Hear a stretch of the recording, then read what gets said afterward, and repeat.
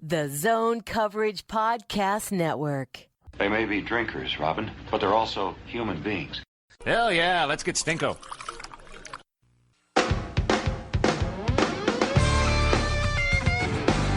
This is the Giles and the Goalie podcast as part of the Zone Coverage Podcast Network.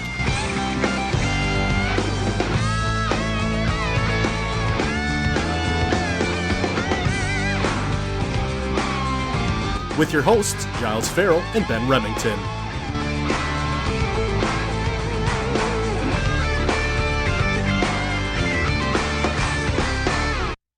Welcome to the Giles and the Goalie podcast. Another special edition, as we hinted at the other night.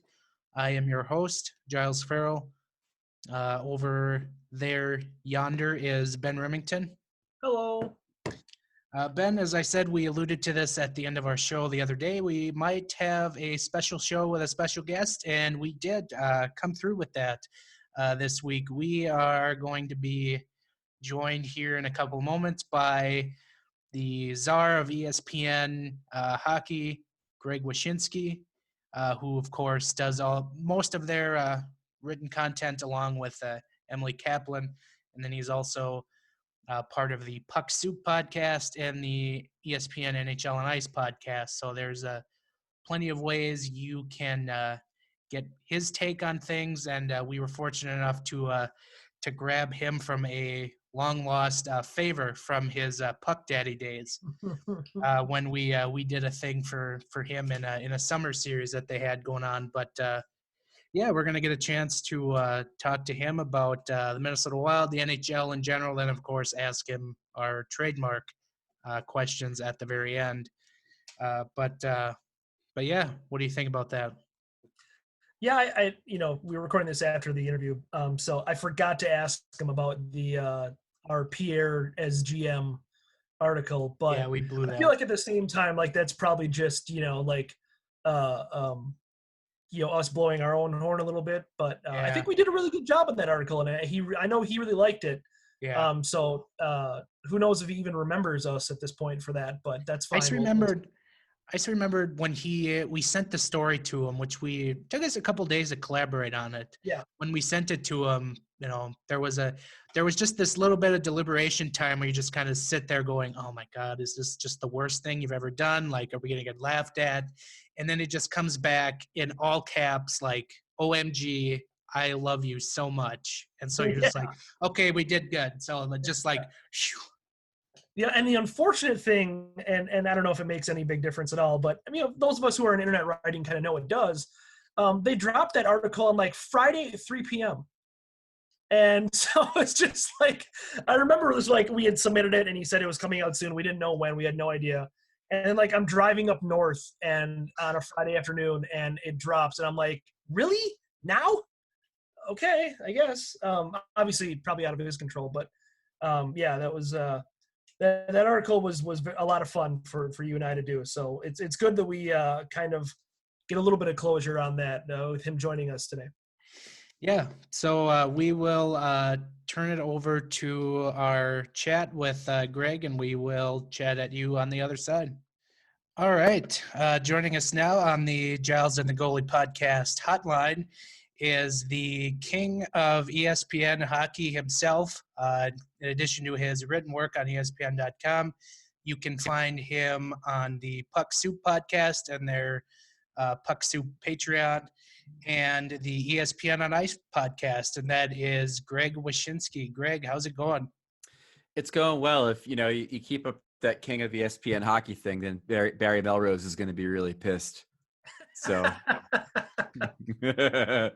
I did have one brush with Barry Melrose when he came to the state hockey tournament a few years back, and his mullet is even more impressive in person than it is on camera. My favorite thing with Barry was once one of my first times going up to Bristol to do meetings at ESPN HQ. There's only like 2 or 3 hotels where everybody stays when they come to visit. And I was checking into one of them, and not to give away what chain it was, but I was waiting for my chocolate chip cookie at the front desk. And then I look over to my right, and it's Barry Melrose in jeans and like a t-shirt, Oh wow. walking over to the little area where you buy like, chips or frozen dinners or whatever. And it was like seeing like a tiger outside of the circus, like a tiger just like going to its car after the circus. Because I don't think I'd ever seen Barry outside of the suit before, so it was jarring. But I've gotten to know him. I just actually talked to him the other day while he's chilling out in Florida, and he's good people, and I've really enjoyed getting to know him and working with him a little bit in the last 2 years. I'm not gonna lie, that's a little bit of a mind wreck right there. Trying to think of Barry Melrose in t-shirt and jeans. It doesn't belong. He's an old Canadian farm boy, man. Like I feel like that's sort of his natural comportment, but he's got to suit it up for TV because it's just expected. But I'm with you. Like I felt like it's like classy Freddie Blassie. Like he just never takes off the suit. He's just always in costume. He just rolls out of bed in a full suit. So Greg, first question, how is the self-isolation life going for you these last almost 2 months now since everything kind of boarded up? It's fine. My wife and I are in Campbell, California, like right outside of San Jose. So we've been dealing with this for a while. I've been telling people, I think that Santa Clara County has been like maybe 2 weeks ahead of everybody else insofar as dealing with stuff and shutting stuff down. Our toilet paper started disappearing at the end of February. And so it's, we're kind of used to it. I think for me personally, there's been a certain benefit to working at home because I've done it for over a decade now. So it's not really all that different for me. It's not like I'm missing seeing my coworkers every day and stuff. So I do sympathize with people that are in that spot, but I'm just sort of been conditioned to do my job in another way. The job itself has been interesting. I mean, obviously there's some bummers about it in the sense that I did the Daily Wager 3 or 4 times a week on ESPN2, and when there's nothing to bet on, they don't do the Daily Wager. So that was kind of a bummer. And, obviously not being able to travel and cover the playoffs yet has been a bummer too. But as far as the coverage goes, I think Emily Kaplan and I have done a really good job sort of generating content, not only covering the news that's coming out of the NHL and the NHLPA with regards to starting up again or anything of that nature, but also just some fun diversionary stuff too that people can consume as they're at home and trying to deal with the day-to-day. And the coverage, it reminds me of the lockouts that I covered in that you are chasing down news and talking to people and seeing where things are. Everything seems to change day by day. Dates move, focuses move. And then on top of that, obviously, anything that they plan is sort of thrown into chaos by the global pandemic and their inability to really guess on where things are going and being at the mercy of state and federal government regulations. Right. Greg, you mentioned you were in Campbell. Are you still able to get Taco Bravo? Yes. Taco Bravo is open. Yes. It's great to hear. It's not, I mean, that's a good social distancing place because, I mean, all you do is walk up to the window and order it. Right. It's perfect for that. But the restaurant situation here has been weird. I mean, I think it was sort of some places jumped right into it and started offering takeout options for people. Other places were a little bit slower, but are up to speed now. And there are some places that just threw everything at the wall to see what stuck. There was a restaurant by me that was not only trying to sell dinners, but was also selling bottles of booze, bottles of bleach, a mop, vegetables. It was trying to be it was trying to transform itself into a bodega, which was weird. But but I think for the most part, the places around here have adjusted nicely. Yeah, it's really been kind of nice to see that. So we brought you on, get an outsider perspective. You're obviously a national writer, kind of overarching the entire NHL. Here in Minnesota, the talk is about Kirill Kaprizov, and then more Kirill Kaprizov. What's your perspective on this situation, like from an outside point of view? I'm both confused by it, and also I feel like Minnesota's getting jobbed.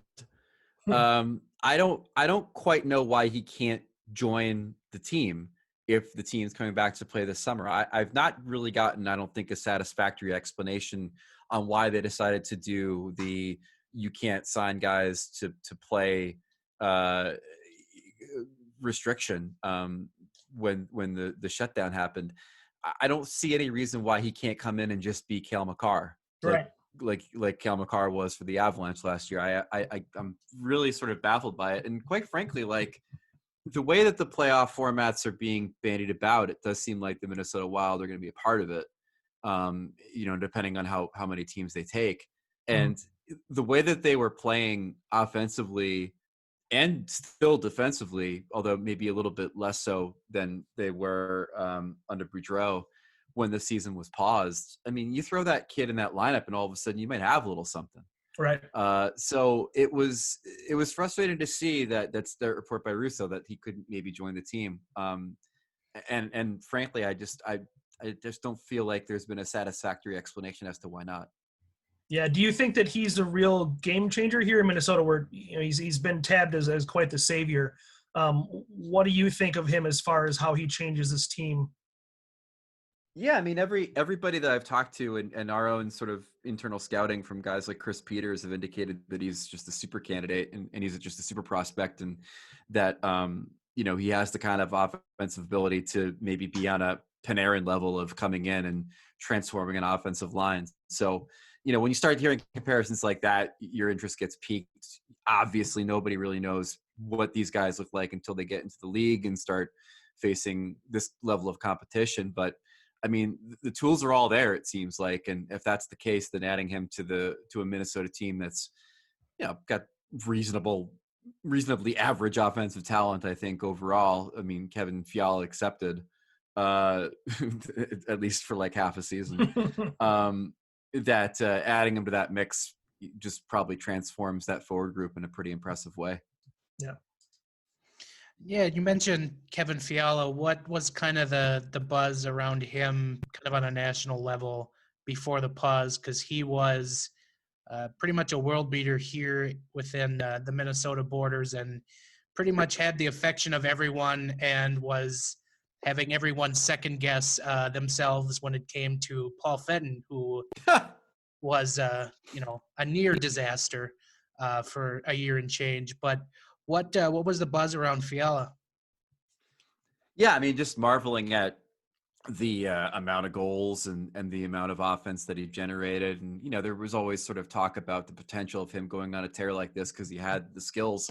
The Fenton thing's funny. Like it could completely be a situation where down the line, he's seen as being someone who wasn't nearly as bad as we thought from a player personnel perspective, but still was as bad as we thought from an interpersonal communications perspective.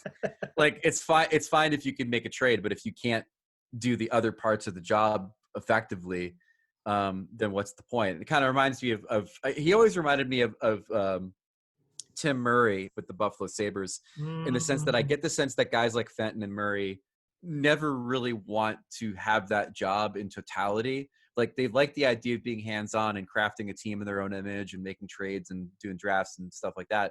But like when it comes to like working with people and being a leader of a staff and connecting departments and that sort of thing, they've just got like no interest in it. They're just like hockey wonks that want to go to the practice rink and smell Zamboni fumes and not have to deal with Karen from accounting.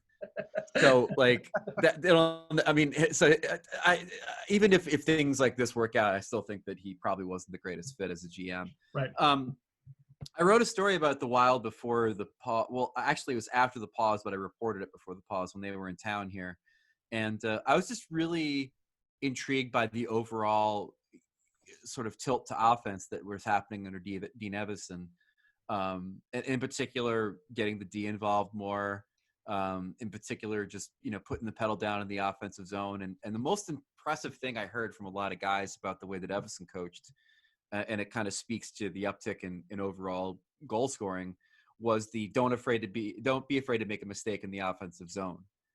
edict that he gave them, which I think really makes a difference because, when you might have been on eggshells with the other guy and then someone comes in and is like, if you screw up, it's okay because you're this far away from the goalie. It kind of changes your perspective a little bit. And I think it really loosened the reins on a lot of guys in some ways. Now, obviously, Fiala's goal scoring predated that.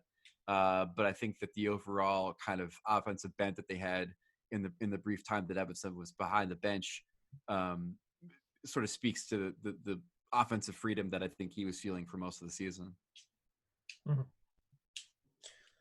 So just changing gears ever so slightly, we talked about the NHL not allowing those reserve list players to play for whatever reason we won't really understand at any point. They also did another thing aside from, setting up the return to hockey. They decided to change the lottery odds, which also affects the Wild in a negative way, one way or another. What do you think of them wasting their time on messing with the lottery when, they're still not back to hockey yet?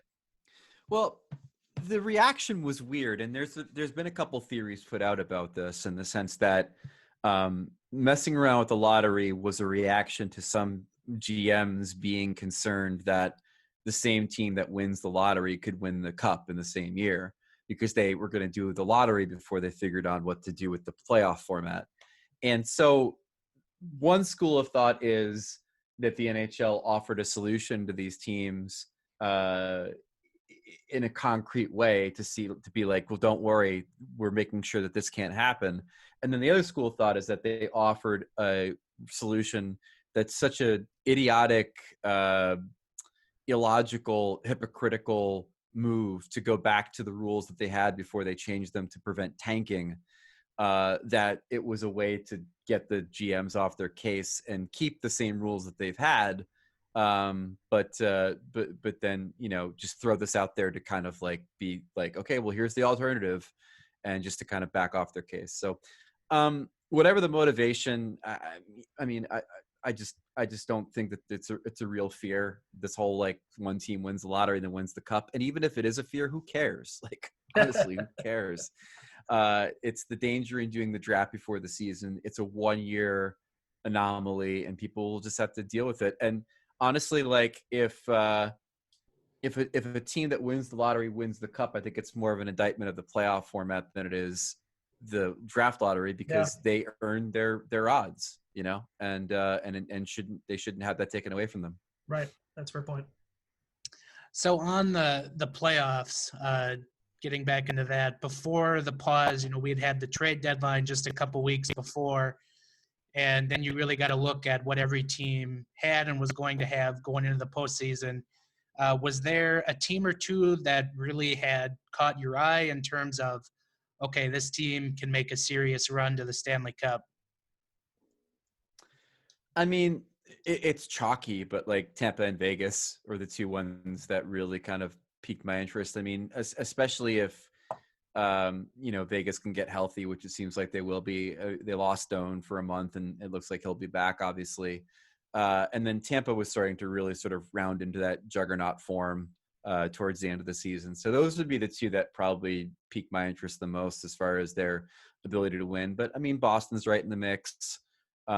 St. Louis is surprisingly good based on how much hockey they played last year. So I would say those four are probably the ones that you focus on the most. With the Penguins sort of being an intriguing one in that they played so well with guys out of the lineup that you wonder what they'll look like with everybody back. And again, if they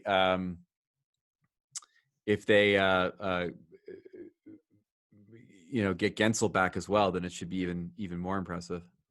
So speaking of the playoffs, we haven't heard anything official, but does it feel like this divisional hub type model is going to be the solution for the NHL after the pause? Yeah, I mean that's essentially what it looks like. The four hubs idea, and then kind of just figuring out from there what the playoff formats are going to be, how many teams are going to be involved. The thing that I've heard in the last week, pretty concrete, is that the focus right now is on jumping to the playoffs. and not trying to dilly-dally around with restarting the regular season. Oh, wow. That could change pretty quickly. There have been times I've heard on these phone calls with the NHL where like they've you discuss something on a Friday and then by Monday it's a completely different conversation. So things change pretty quickly on these calls. But the focus right now is to try to jump right to the playoffs and figuring out what that playoff format's going to look like. 24 teams seems to be the favored format for a lot of the teams. And so it wouldn't surprise me if that's what they ultimately settle on. But there's so many things they've got to get in place before they get anywhere near that point to figure out what they're going to do. I mean, they don't even know where they're going to play yet. So it kind of makes it tough. And with that, we had heard that, I don't know how true this is, but there was a contractual obligation to finish the regular season with regional sports networks. Is that anything that you think is a hang-up? I think Russo may have mentioned it in one of his pieces up here, but I'm not sure how accurate that is, or if they've come to some kind of conclusion on that. No, it's accurate. We've reported that a bunch of times too. A lot of teams do have contracts, especially the teams that are on Fox Sports Networks have contracts that deal with a certain amount of games they have to play in order to meet the obligations. They also have obligations with local sponsors as well, which in some ways, if they had restarted the regular season, you would have seen those virtual boards that we saw at the All-Star game during the women's game. Sure. Probably used to be able to broadcast local advertisements back to their own markets. Gotcha. It could be a situation where they've just decided that logistically it's impossible to play regular season games and satisfy those contracts, and they'll just take the hit. And the hit's going to be basically credits against revenues for next season, and not necessarily like having to hand back money that they've already been given in these contracts. That's at least what the NHL has indicated when it comes to their own broadcast contracts in case they can't play the playoffs this year. So it's a real thing. It was the catalyst for a lot of the planning that was being done to try to restart the season. But it could just be a situation where they've just felt like, it's too large of a hill to climb to try to do this thing logistically. Gotcha. Yeah, that makes sense. So a little bit of a switch gears, and sorry, my dog disagreed with the 24 team playoff format. He's very passionate. So you, a few years back, you made the switch to ESPN and basically kind of rebuilt their hockey coverage. Just for you personally, what was that experience like, leaving, Yahoo and Puck Daddy and going to the big empire? It was great. I mean, when I left Puck Daddy, it had come at a time where there was some significant changes behind the scenes. The people that I had worked with for a long time on the Yahoo Canada side of things were no longer there. It was a new crew that took over. And the financial situation at Yahoo necessitated them, in their mind, I guess, to get rid of my staff. So, by the time that decision came my way, like Sean Leahy wasn't there anymore, and Jen Neal and Josh and all of them were basically gone. So, I had a decision to make as to, stay with a place that I really liked and that certainly, liked me, and try to recreate something that I had already created, but with different people, or to try to go to a new challenge. And, the conversations I had with ESPN were really positive, and it seemed like a really fun sandbox to play in. And, it was weird replacing a bunch of people that also got let go, who I thought all did a really good job. I for years, when people would criticize ESPN's hockey coverage, I'm like, don't criticize the .com people, man. Like they work their asses off, and they write really good stuff. But it was pretty clear that what they were looking for from me and from Emily was kind of exactly what was in my wheelhouse, which is to not only cover the news and deal with sources and break news and that kind of thing, but also be really connected to what the fans are talking about and hot button issues, and have the ability to tap into the zeitgeist. and not only kind of set the conversation, but also participate in it, and sort of help build a community around our NHL coverage. And in 2 years, I think we've done a really good job of that. Not only in convincing people to come back to the site that might not have been coming to it for NHL news, but then also with the podcast and with some of the things that we do on a weekly basis, like building a pretty sizable following. The numbers have been incredible the last 2 years, and it's a real kick to get people that are like up the food chain at ESPN sending me notes about how much they appreciate the coverage and like how much time people are spending reading stories and things like that. So we know we're doing well, and it's a real satisfying thing. And then on top of that, like, clearly ESPN affords opportunities that I didn't have at the other place, to be on TV and to be on, big podcasts that we have, and then branch out and do wrestling writing like I've done where, I'm interviewing The Undertaker and stuff. So it's exactly what I hoped it would be, which is a place to continue my hockey writing and grow my work and be better.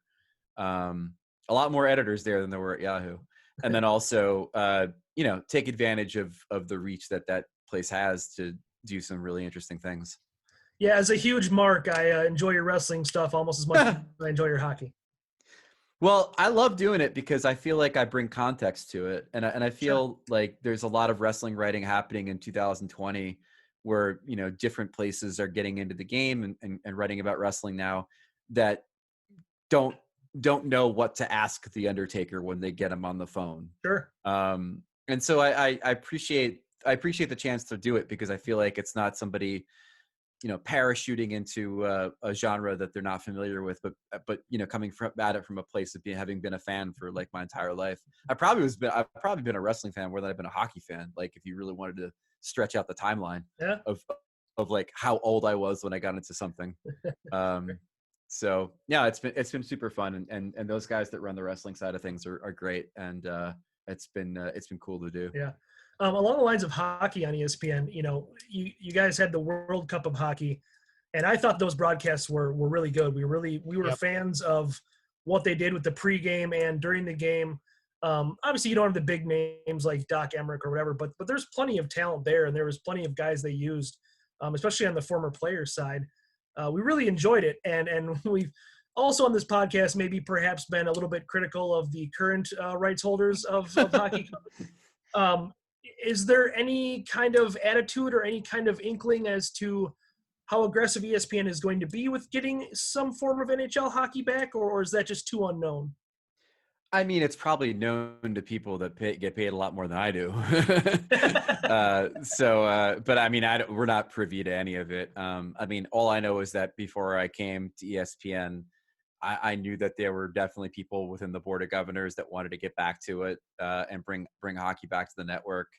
And the only thing I knew for sure is that there was a strong desire to put the NHL on different media properties in the US on the next deal, because a lot of people, and it's not to speak about the job that NBC's done or hasn't done, but a lot of people just look at MLB and NBA and NFL and say, okay, those are places that are on, in some cases upwards of 4 or 5 different networks, and we're on one. Yeah. Oh, and the NHL network, which doesn't really count. So like, I know that whatever deal they get to next time is clearly going to be one where they're on multiple networks, and it'd be awesome if we were one of them. But I mean, it remains to be seen how any of that's going to shake out. See NHL tonight again.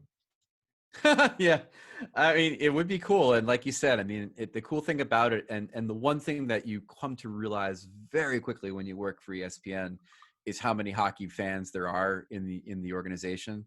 It doesn't always translate to what they're talking about on air. Right. And some of that does have to do with whether or not we have the rights to the sport. I don't think that's any secret.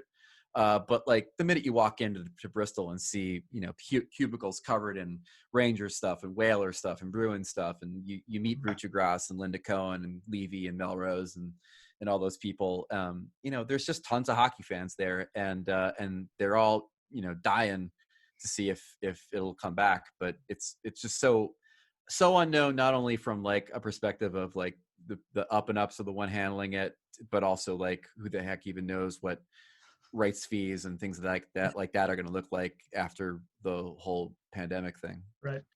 Hard to believe. Just not too long ago, we were watching the NHL on the Outdoor Life Network. Couple more questions for you, Greg, before we let you go. And these are just some kind of standard questions we have to ask all of our guests. Ben and I are big hockey jersey snobs, essentially. We've critiqued just about every one of them on this podcast in some way. Do you have a personal favorite or even like a Mount Rushmore of hockey jerseys that you love? And these can be any jersey. I mean, I could speak to a couple that I have in my collection. I have the Nashville Predators year one Stu Grimson jersey, which I love, and I love wearing it. I have an Iowa Chops jersey from that long defunct AHL team, which is just a team named after meat, so it's hilarious. And I have an Eichel Team North America jersey. Yes, which is just awesome. And I got Eichel because I think I already had a McDavid Oilers jersey, so I didn't want to double up with Connor. But I had I got Jack on the back of the TNA jersey, which I wear with frequency. Hockey jerseys come in, as you guys know, in California, like hockey jerseys come in very handy when you're walking a dog in the morning. It's like the perfect thing to wear when you're out walking your dog, because it's like not super cold, but it's not warm, and you can throw on a jersey and shorts, and it's like the perfect outfit to walk a dog. Yep, exactly. I regret not jumping on the Team North America apparel bandwagon at the beginning, because when I went back and tried to get some, it was all gone. So that's probably my biggest regret. Yeah, I got to get one. It's you could track them down. I'm sure they're just terrific. Yeah. And then our last question, which I'm a little hesitant to ask because the last time I asked this, Bruce Boudreau said, "This is the one question you guys effing ask about." But Ben and I have disagreed on this forever, so we always have to ask: do you consider just soup, to be a meal? Yeah, it can be, depending on the soup. I mean, like cioppino, is that how you say it? That the seafood soup? Yeah. Like that's clearly a meal. It eats like a meal. If you make it correctly, it's going to have a ton of mussels and different fish meats and things like that inside of it. So there's absolutely no way that's not a meal. I think a big bowl of clam chowder could also be a meal. It really depends on how hearty the soup is. And, along with it, I think that you can, if the soup is the main course, then you have to allow for the augmentation of bread. And if you do that, then I think you've got yourself a little thing. Not necessarily, I'm not saying a soup and sandwich. That's a different question. Mm-hmm. I'm just saying that, like, if you have a big bowl of clam chowder or cioppino or some sort of fish stew or something, and then you have like a good sourdough bread or something on the side to dunk your into the soup or what have you, it's very much a meal. Mm. So, well, and it doesn't apply. I mean, like, I can't imagine like, chicken noodle soup is a meal necessarily, but like I think soup could be meal. But then you get into like even more of an area of like, I mean, clearly ramen's a meal. Is that technically a soup? Clearly pho is a meal, and would you consider that a soup? Ooh, I love pho.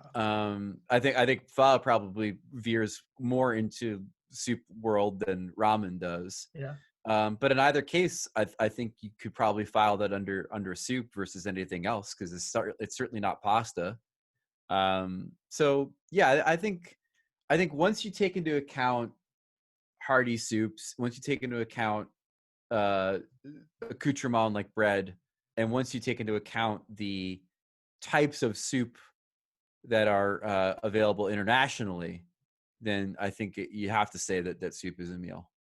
Yeah, that was our most detailed answer, I think, to date on this question, because you weren't phased by it like our guests usually are. Usually we Well, I get mean, you like know, a 1,000-yard stare from our guests on this one. I host a fucking podcast called Puck Soup. I mean, like, what? Who are you asking this question to? Yeah, that's true. That's true. I think the thing that makes that question so much fun is there is so much gray area. And so then people end up kind of debating with themselves and kind of bring up all the topics you brought up. So Right. yeah. Right. Or you could Indeed. just be Craig Custance and he just took a blowtorch to you over it. Yeah. Craig Custance just shot me out of the sky like anti-aircraft. What did he say that was so bad? Well, he was like offended at the question. He was like, yeah, of course it's a meal. And I was just like, oh, okay, sorry. Yeah, he was. No, I mean, there's very room matter for of nuance. fact. There's room for nuance. Like if you put down, like a I don't know, would be a good example of it. You know, like I said, like a chicken noodle soup or here's one. If you put down a like a matzo ball soup or a wonton soup in front of me, and you're like, this is a meal, and like there's like a matzo ball or a dumpling, like this is not a meal. Right. So there's definitely room for some debate. But overall, like I said, I mean, I think I veer definitely towards the soup is a meal answer. But I mean, I unlike Craig, my who, you know, throughout life we've seen each other as sort of opposite sides of the same coin. I'll allow for some nuance Sure. in the question and not to yell at you for it. Well, thanks for that. Yeah. Anytime. No, before I let you go, Greg, is there anything you wanna plug? Yeah, I mean, so Puck Soup, that's the aforementioned podcast with myself, Ryan Lambert, and Down Goes Brown. Really, really love that you guys dig it. I know that it's been through a couple different incarnations, and this group is certainly has its charms insofar as maybe focusing a little bit more on hockey than we used to. And so I really appreciate that people still love it, and I really appreciate how many new people have discovered it. We have a Patreon, which is patreon.com/pucksoup, that has a ton of extra content, different mailbag episodes each week, bonus podcasts twice a month, one of which you guys choose. And then me and Lambert and my wife, Ruby Edmondson, started a new podcast during the quarantine called Mise en Pod, which is a Top Chef podcast. And I've been doing a little writing over on the Patreon as well. And then ESPN on Ice, the podcast with me and Emily Kaplan, which is straight up hockey and with a bunch of interviews each week, is a really good listen and augments the writing that I hope you're all reading on ESPN.com. Cool. Definitely. We will continue to check all of that out. And I do have to ask, how does Down Goes Brown come up with the witty remarks just out of thin air? I aspire to be half as witty as he is, and that's a stretch. He's good. And one of the toughest things for me as a writer over the years has been getting over my anger towards people being as funny or funnier than me. It's actually like when I first met Lozo, like that was one of the things that was weird, was that we both sort of resented each other because we were both really funny. And so there was always like this silent competition on like Twitter or in our hockey writing to be funnier than the other guy. So, you know, once we put that shit aside, we were like best friends. But in Sean's case, I mean, you know, it's a great feeling on both sides of the equation when you can make a joke or come up with a concept and the other guy's like, you know, F you, like, I wish I did that. And I think we have that sort of relationship of not only like one-upsmanship, but also acknowledgement of the other's chops, which is always a good thing to have. Yeah, no, definitely. Well, Greg, we thank you for taking a little bit of time to chat with us, and we will definitely probably get back with you sometime down the road. Anytime, boys. Thanks for having me. Yeah, thanks a lot, Greg. Thanks. Cool. Take care, boys. You know, we always come out of the interview with the last question being soup. So that's usually my first train of thought is the soup question. And I wasn't kidding when I said I was a little hesitant to ask because what Bruce said when we had him on a few weeks ago. But Greg with a very thorough answer. And yeah, I mean, as he said, he's a host of a podcast called Puck Soup. So he has to have a good soup take. Yeah, he's got the soup world covered from many different directions, which I guess should not have been surprising. I told you this after we got off, but I was disappointed I wasn't able to slip in a Star Trek reference anywhere in there. It never came to me. So you should have added into our standard questions. What's his favorite TNG character? Yeah, we should just make Drew's question the standard question, but. Yeah, I mean, because it's a phenomenal question, as we talked about earlier this week. It's really a tough question. So, I can't believe you talked more on that than I did. I talk a lot. So I know, but that's kind of not to blow my own horn, but that's more of my wheelhouse than it is yours. And you had kind of had the floor for a long time. I just sat there thinking, wow, he did that. I do know a little bit of I did watch a fair amount of Next Generation, so I could definitely speak to it. Yeah. So Greg, if you are listening to this playback, we do appreciate the Star Trek references that you do slip into your podcasts. Yeah, I am kind of surprised he too was baffled by the NHL's decision on Kaprizov. But then again, as with this podcast, we are always baffled by NHL decisions. So maybe I shouldn't be too surprised because he usually, one way or another on their podcast, they do love to kind of take pot shots at the league for decisions they make. But yeah, that was fun stuff. Obviously fun to chat with somebody of kind of a national perspective like Greg and just a fun guy to sit down and talk with as we still live the quarantine life. Right. Yeah, no, it was good to get his perspective on that. Know that we're not crazy for thinking the NHL is stupid for what they're doing, and hopefully there's a resolution to this. And Kaprizov being on the Wild's reserve list hopefully helps, as it should, because it very much should help. So we'll see what comes of it, and again, we don't even have anything concrete as far as what the season's going to look like if it resumes anyway. So maybe that's something still to be hashed out, hopefully. I still can't believe Barry Melrose was in shirt and jeans. I know, right? That's just a complete mind fuck. I know. Yeah. It was funny with the whole king of ESPN hockey thing, as soon as he rebuked that and said that, Barry was probably the king, I wondered silently if the crown for ESPN King of Hockey is in fact just a mullet wig, which would make a ton of sense. I should have probably revised that. I should have said the king of ESPN.com's hockey content. Well, yeah, I mean, that, but, I was trying to show some respect, and and Barry is, he's the one that does the TV spots here and there, but right. He's not like he's, thought of at the king level. He's just been there for. I mean, if you only watch Sports Center, then you probably think of Barry Melrose as the NHL czar. But right, we're a little bit more cultured than that. Sure, that's exactly the right word, but yeah. So yeah, that was fun. Thank you again to Greg for joining us on our little otherwise fine podcast. I was a little bit starstruck when he first came on. I kind of froze when he said, "Hey, how's it going?" And I just was like, God, whatever. I got over it. So yeah, that will do it for this podcast. We will be back early next week with another production. I believe we're going to do another roundtable discussion Is that right? If I remember right?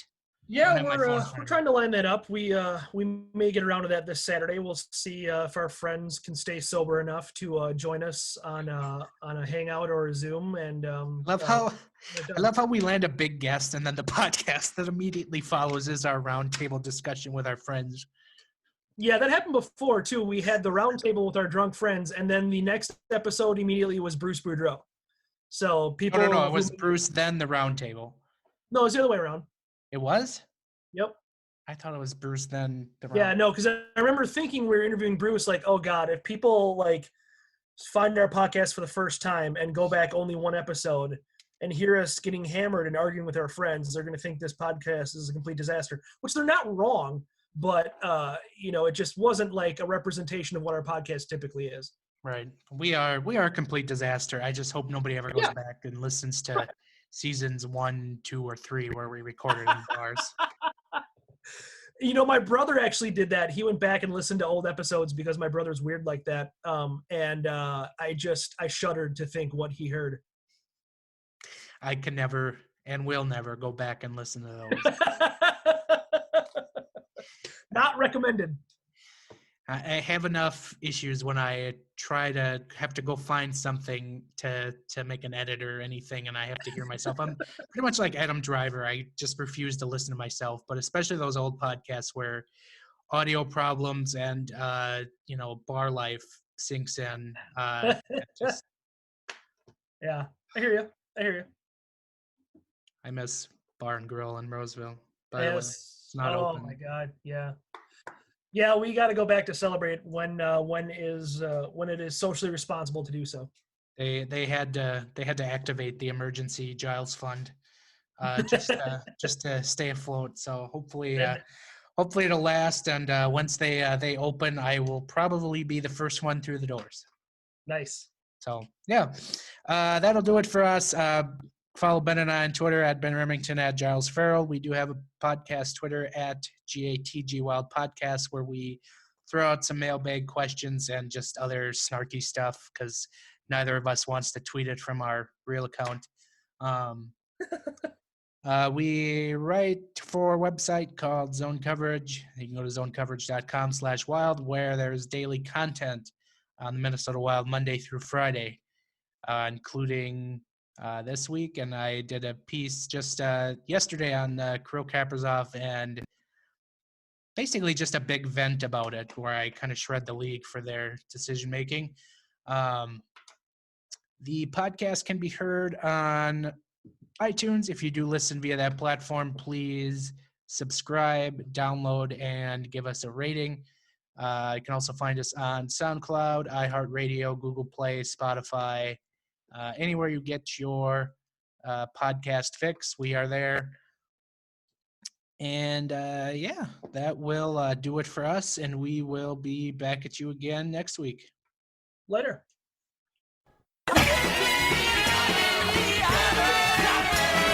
Thank you for listening to another episode of the Gill and the Goaltender podcast.